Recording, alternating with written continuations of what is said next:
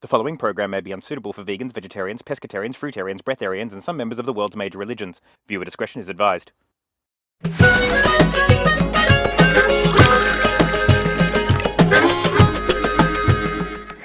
Welcome back to our journey of Europe's culinary namesakes. Last episode in Porto, Clayton discovered delicious port wine-infused custard tarts, and I made a port wine cocktail in a river, with surprising results. Some lemon. Perfect. This week, we head to Guijelo to discover the home of the Iberian Peninsula's favourite cold cut, Jamón Ibérico.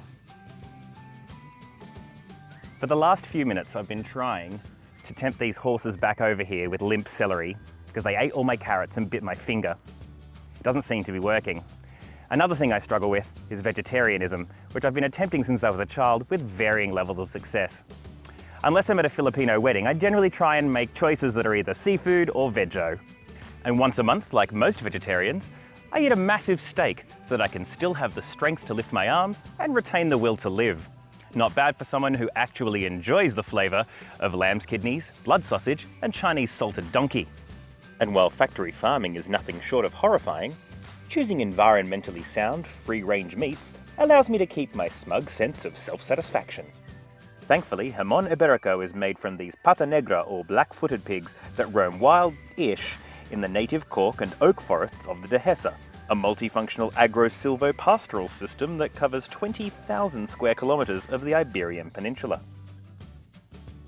But farming is limited to a few designated regions, with northern Jamón culture centred around the glorious city of Salamanca, and the production of this buttery smooth cured ham taking place in Guijelo, an otherwise nondescript little industrial town half an hour to the south. Here in Guijelo, the pig business is big business, so much so that they've got their own museum of cold cuts. I came along here just to check it out, but it was closed, so I dropped into Julian Martin, one of the greatest jamón producers in the world, and got to see where these fantastic beasts become one of the world's great delicacies. The pigs are given 5 acres of Dehesa each to forage for herbs, bugs, fungi, and most importantly, acorns, which give the meat its characteristic flavour. At 2 years old, they reach a whopping 170 kilograms and are put to sleep with CO2 so there's no stress during the slaughter. The legs are then skinned, salted, and air-dried to cure the meat. The finest hams of any brand are labelled Bellota and may cure for up to 5 years. Professionally sliced, Bellota can cost as much as €4,000 a leg. I opted for a smaller sample to avoid taking out a bank loan. With ham as high quality as this, there's truly no reason to pair it with anything.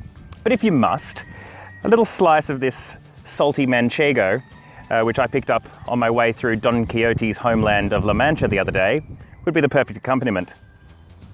If you just check it out, you can see the beautiful fat rippling there, and the smell is intoxicating. It's like you can smell the acorns. So I'm going to give this a go.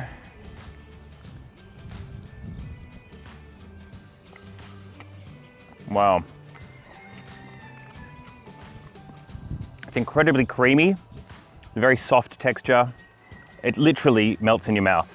I'm going to wash it down with a glass of water because I'm trying not to drink alcohol this week, just like I'm trying to be a vegetarian. That's water. So thanks again for joining us. Next week we will be in Valencia, Orange County, doing a fruit episode so I can make up for all of the jamón I've been eating.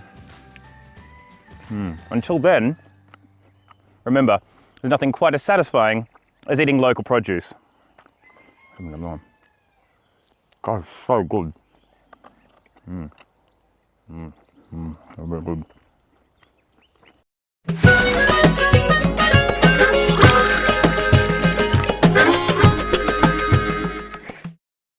Ow! He bit my finger.